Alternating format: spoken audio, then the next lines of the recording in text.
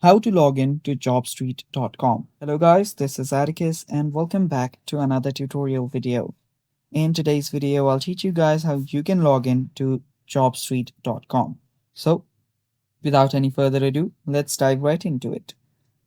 First step is open up a web browser and simply search for JobStreet. After you search for JobStreet, you will see its official website. Head over to JobStreet, and after you do that, you will see search for jobs option where you can now simply choose a selection. So I'll just select Singapore. After doing that, you'll now be on the first initial page of JobStreet. Now what you'll need to do is you'll need to head over to the sign in option that is on the top right corner. You can also find the sign in button right here. So you can tap on either one. And after you tap on it, you will now get redirected to the login page.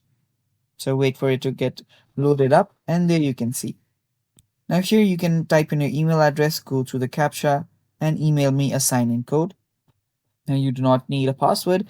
All you will need is a sign-in code on your Google Mail. You can just use that code to sign in here. The other option is to use your Google, your Facebook, or your Apple.